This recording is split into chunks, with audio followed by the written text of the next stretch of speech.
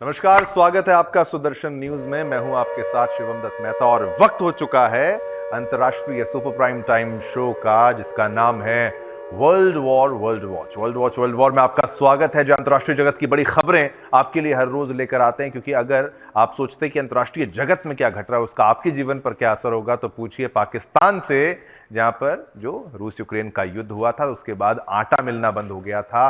महंगा तो क्या हुआ, उसकी किल्लत होने लगी और मारामारी वहां पर होने लगी। बड़ी बड़ी खबरें आपके लिए लेकर आए हैं। और आज क्या है खबरों में खास, उसमें से सबसे पहली जो खबर है वो इजराइल से जुड़ी हुई है। इजराइल का ब्रेकिंग न्यूज के माध्यम से पहली खबर आपको बताते हैं, तैयार हो जाइए।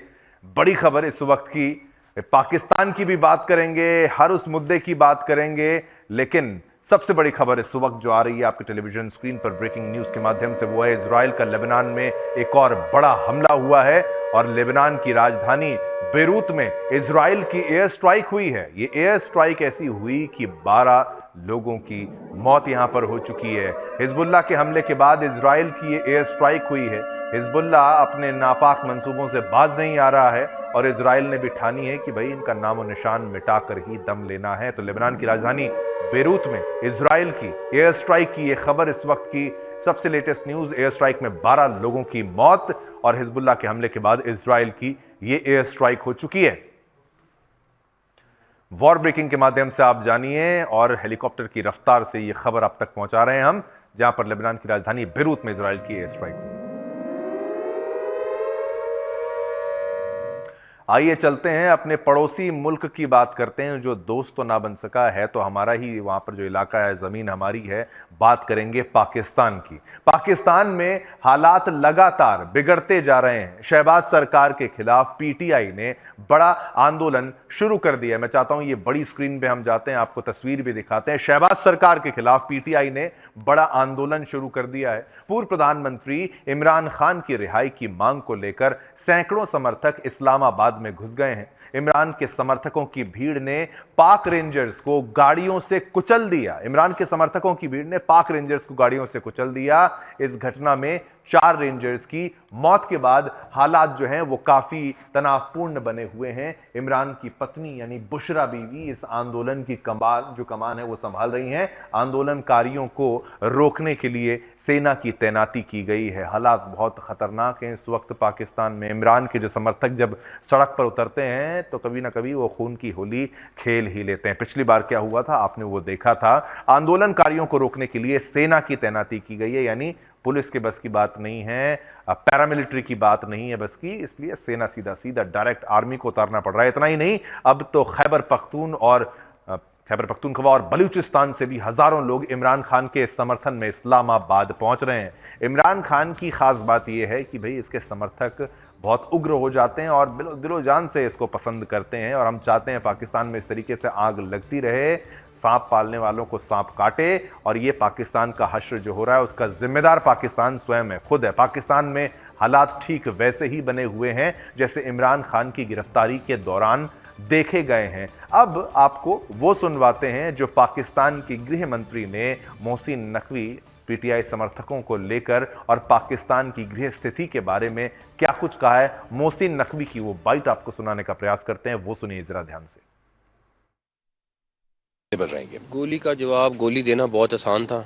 जो चीज़ें, जो फैक्टर्स हमें बहुत आसानी से अंदाज़ा था कि किस तरीके से हमारे जवानों पे ये सीपीओ हमदानी साहब मौजूद हैं, इनके सामने बुलेट फायर हुई हैं और इन लोगों ने खामोशी से बुलेट का जवाब रबड़ बुलेट से दिया या आंसू गैस के शेल से दिया है, ताकि दूसरी साइड पे नुकसान ना हो। हमने अपना नुकसान बर्दाश्त कर लिया है, लेकिन डेफिनेटली जो इसके ज़िम्मेदार हैं उनको डेफिनेटली सज़ा मिलेगी।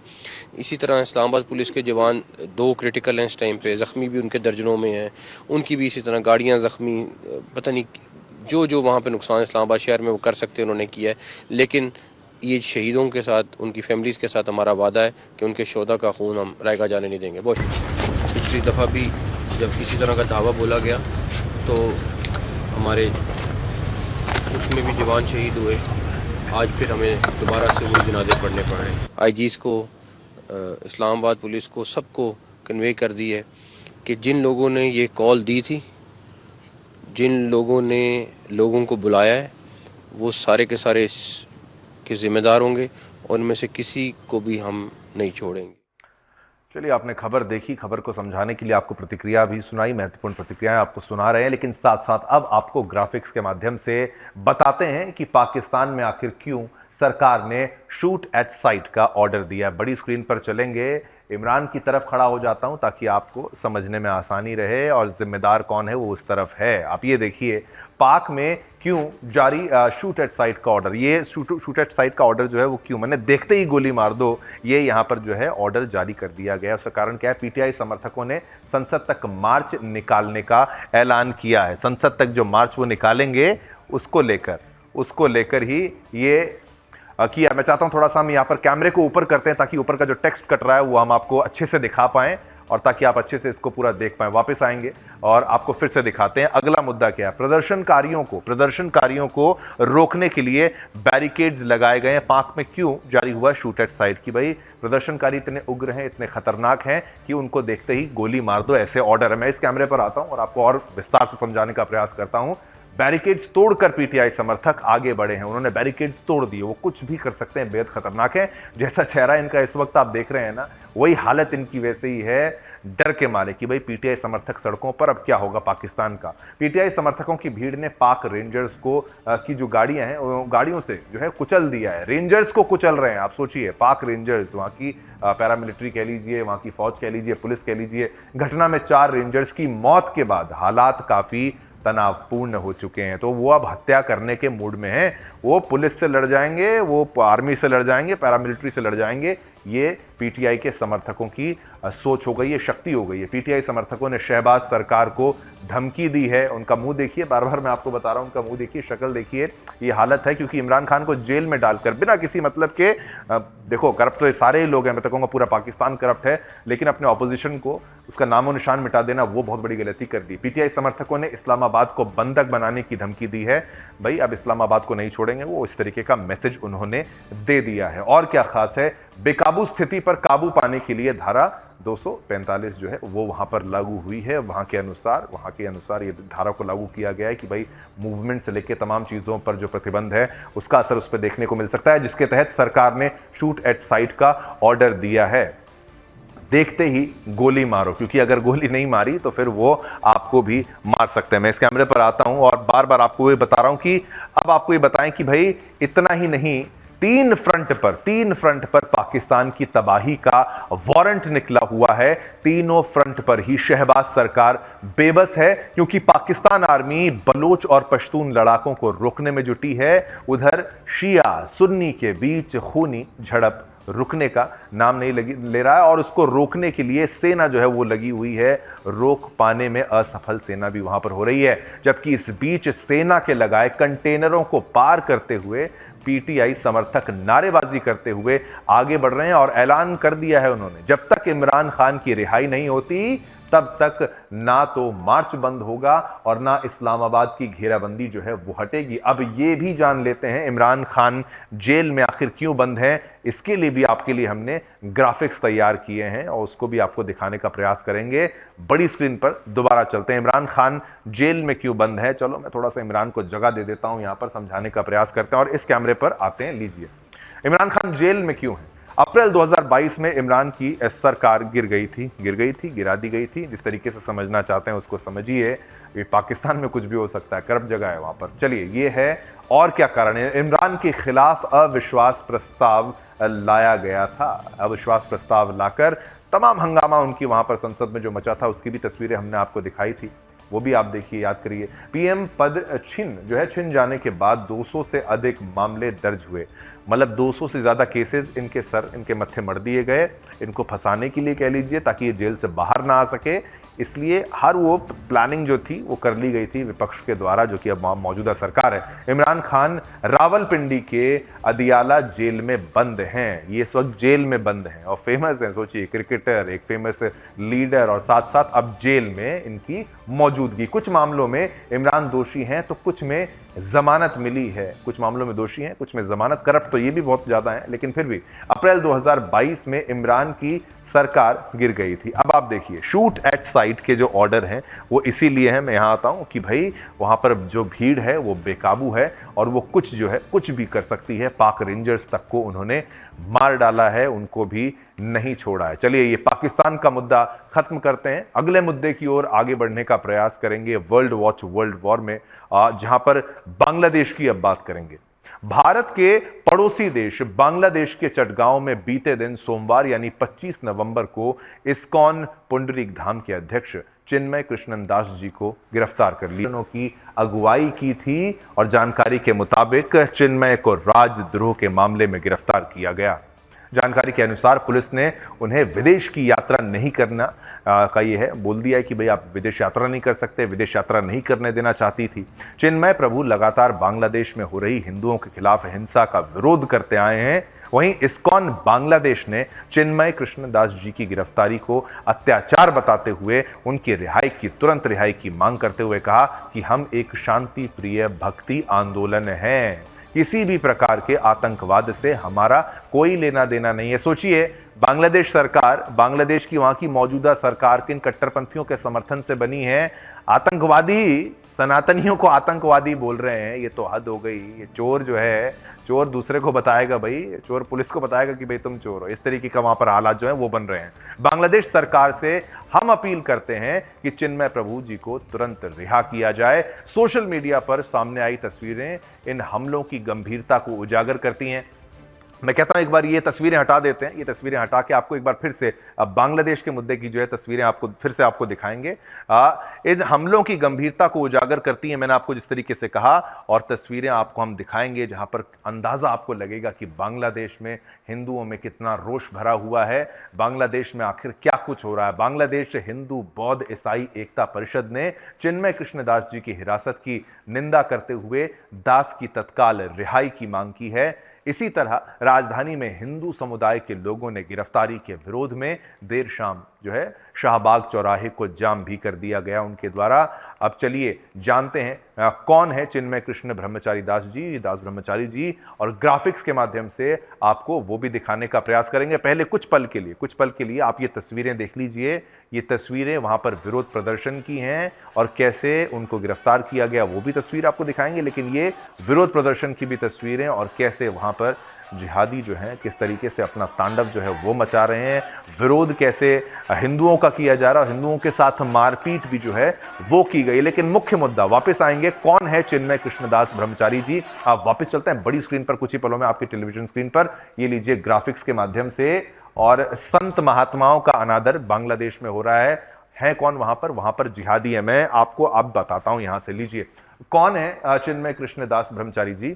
ये बांग्लादेश के प्रमुख सनातन नेताओं में से एक हैं, इस्कॉन के हैं और वहां के प्रमुख संतों में से एक हैं। अब और क्या जानकारी है, बांग्लादेश सनातन जागरण मंच के प्रमुख नेता हैं।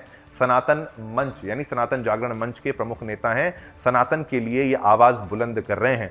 इस्कॉन चटगांव के पुंडरीक धाम के अध्यक्ष भी हैं, तो बहुत बड़ी सम्मानित पदवी इनकी है, एक गद्दी इनकी है, बहुत महत्वपूर्ण पोजीशन पर है। हिंदू समुदाय पर हो रहे अत्याचारों के खिलाफ ये जो है आवाज उठा रहे हैं। प्रभु जी, अब इस्कॉन में जितने भी जो हैं वो प्रभु और माता से संबोधित किया जाता है। अगर पुरुष हैं तो प्रभु जी, और कोई भी महिला हो, चाहे छोटी बच्ची हो, छोटा कोई उनसे उम्र में भी छोटा, उनको माता कहा जाता है, माँ कहा जाता है। ये संस्कार हैं इस्कॉन के, और इनको आतंकवादी बोल रहे हैं ये जिहादी। हिंदुओं के अधिकारियों के हनन के खिलाफ हमेशा अपनी आवाज बुलंद की है इन्होंने। आपके लिए, हमारे लिए, सनातन के लिए आवाज उठाई है। इनको गिरफ्तार करके वहां की पुलिस ले गई, फौज ले गई, वो डिटेल में आपको बताएंगे। लेकिन चिन्मय प्रभु जी ने बांग्लादेश के सनातन समुदाय को एकजुट किया है। तो कृष्णा कॉन्शियसनेस जो है वो इस्कॉन दिखाता है, वो बताता है। लेकिन अब कृष्ण को तो क्या मानेंगे, वो जिहादियों ने तो इनको गिरफ्तार करवा दिया। चिन्मय प्रभु जी का संबंध अंतरराष्ट्रीय कृष्ण चेतना समाज इस्कॉन, जिसकी बात हम कह रहे थे, कृष्णा कॉन्शियस यानी कृष्ण चेतना, कृष्ण जी चेतना, उस समाज से ये है। वह इस्कॉन के प्रवक्ता के रूप में भी अपनी सेवाएं दे चुके हैं, स्पोक्स पर्सन के रूप में भी वो अपनी सेवाएं दे चुके हैं। बांग्लादेश के प्रमुख नेताओं में से, देखिए धर्म सनातन नेताओं में से वो एक हैं। अब यहां पर मैं आपको बोलूं कि ये हाल है बांग्लादेश का। कट्टरपंथी सरकार आई, अरे इससे पहले जब वहां पर पहले जो महिला जो थी, महिला लीडर जब थी, तब ऐसा कुछ क्यों नहीं हो रहा था। अब ये सारी चीजें क्यों हो रही हैं, हिंदुओं को निशाना क्यों बनाया जा रहा है, ये साफ साफ बताता है। दर्शकों, अब भी सोच लीजिए, जाग लीजिए, ये वहां की सोच है, वहां पर कट्टरपंथी सरकार आ चुकी है। हम जो बार बार बताते हैं कि जिहादी सोच क्या है, ये वही जिहादी सोच है जिससे बांग्लादेश को बचाना चाहिए था। और हम कहते हैं कि भाई बांग्लादेश के दो टुकड़े करने चाहिए, वहां से हिंदू देश को अलग करना चाहिए और ऐसे जिहादियों से हिंदुओं को बचाना चाहिए। और आप ये सोचिए, हमारे जो बगल में पाकिस्तान था, जिसकी अब तस्वीर हमने दिखाई, वहां पर दंगे, वो भी भारत का हिस्सा था, वो भी कभी सनातनी हुआ करते थे। और दूसरी तरफ जो बांग्लादेश में जहां पर इनको प्रभु जी को पकड़ा गया है, वो भी भारत का हिस्सा था, वो भी कभी हिंदू हुआ करते थे। लेकिन अब दोनों तरफ किस तरीके से तांडव मचा हुआ है और सनातनियों, जो सनातनी हैं वो हिंदू हैं, उनके खून के प्यासे ये सारे जिहादी वहां पर दोनों तरफ जो हैं वो नजर आ रहे हैं। बांग्लादेश में इस्कॉन के 77 से अधिक मंदिर हैं, जान लीजिए, और 50,000 से अधिक सदस्य इस संगठन से जुड़े हुए हैं। चिन्मय प्रभु जी ने संगठन की गतिविधियों और धार्मिक प्रचार को व्यापक स्तर पर बढ़ावा दिया है। चिन्मय प्रभु बांग्लादेश सम्मिलित सनातन जागरण जेते समूह के सक्रिय सदस्य भी हैं। उन्होंने धार्मिक और सांस्कृतिक गतिविधियों के माध्यम से बांग्लादेश में सनातन धर्म के प्रचार प्रसार में महत्वपूर्ण भूमिका निभाई है और इसीलिए चिन्मय जी को राजद्रोह के मामले में गिरफ्तार किया गया है। लेकिन ये बांग्लादेश ही नहीं बल्कि दुनिया के किसी भी हिंदू को बिल्कुल भी मंजूर नहीं है। शीला प्रभुपाद जी की मैं बात करूं, जिन्होंने इस्कॉन की स्थापना की थी, 65 वर्ष की उम्र में वो विदेश की यात्रा करते करते उन्होंने पूरे विश्व में जो है कृष्ण जी की बात को फैलाया था। और अब ये संदेश क्या दिया गया संदेश और क्या लिया गया, बांग्लादेश में क्या हालत उनकी हो रही है, इस्कॉन की तरफ से विरोध हो रहा है, तमाम संत समाज जो है एक ही सुर में विरोध कर रहा है और कट्टरपंथी सोच को, और एमईए की तरफ से भी बयान आ गया है, वो भी ये मांग कर रहे हैं कि भाई जल्दी अब आपको एक्शन लेना चाहिए। उनकी रिहाई की बात गवर्नमेंट की तरफ से भी कह दी गई है और तमाम साधु संत भी इस वक्त मांग कर रहे हैं कि प्रभु जी को, चिन्मय प्रभु जी को तुरंत रिहा कर देना चाहिए। जिस तरीके से जिस अंदाज से उनकी गिरफ्तारी की गई है, आतंकवादियों ने गिरफ्तारी की है। मैं तो बार बार ये कहता हूं, इस वक्त वहां पर आतंकवादी सरकार वहां पर। एक बड़ी ब्रेकिंग न्यूज के लिए रुक करेंगे, चलिए ब्रेकिंग न्यूज के माध्यम से आपको जानकारी देंगे क्या खबर है कुछ ही पलों में आपके टीवी स्क्रीन पर। ये लीजिए खबर, आपको बता दें, एनआईए की जांच में अर्शदीप डल्ला पर बड़ा खुलासा। अर्शदीप डल्ला में खुलासा यह है, लॉरेंस के दुश्मन अर्श डल्ला को पाकिस्तान का समर्थन है, पाकिस्तानी आतंकी संगठन करते हैं हथियारों की सप्लाई। तो डल्ला जो है उसको पाकिस्तान के जरिए सप्लाई मिलता है और ड्रोन के जरिए पंजाब बॉर्डर पर भेजे जाते हैं। लेकिन इस वक्त मलेशिया से बड़ी खबर आ रही है। क्या खबर आ रही है ब्रेकिंग न्यूज के माध्यम से, वो भी जान लीजिए। मलेशिया में 50 से ज्यादा मजदूरों के फंसे होने का मामला सामने आया। 50 से ज्यादा मजदूर, झारखंड के रहने वाले मजदूर, मलेशिया में झारखंड के रहने वाले सभी मजदूर फंसे हैं। भारतीय दूतावास की पहल के बाद लौटने की कवायद जो है वो तेज है। रामगढ़, हजारीबाग समेत कई जिलों के रहने वाले हैं मजदूर। ये बड़ी खबर इस वक्त की आपको बता दें, मलेशिया में भारत के 50 से ज्यादा मजदूरों के फंसे होने का मामला सामने आया है और झारखंड के अधिकतर ये हैं, ज्यादातर जो है मुख्य तौर पर झारखंड के रहने वाले सभी मजदूर। और भारतीय दूतावास की पहल के बाद लौटने की कवायद जो है वो तेज हो गई है और रामगढ़, हजारीबाग समेत कई जिलों के रहने वाले ये मजदूर। चलिए इसी के साथ अनुमति दीजिए, समय इतनी ही इजाजत देता है आपके साथ बात करने की। फिर मिलेंगे कल 4:30 बजे फिर से वर्ल्ड वॉच वर्ल्ड वॉर में अंतर्राष्ट्रीय जगत की बड़ी खबर आपको बताएंगे। तब तक के लिए आज्ञा दीजिए मुझे, शिवम दत्त मेहता को। मेरी और मेरी पूरी टीम की तरफ से आप सभी को जय हिंद। पर रात को 8 बजे देखने ना भूलिएगा सह परिवार जागो, युवा पत्रकार प्रदोष सुरेश चौहान के जी के साथ। मुद्दा है लाइट कैमरा संभल, जागो सह परिवार देखिए।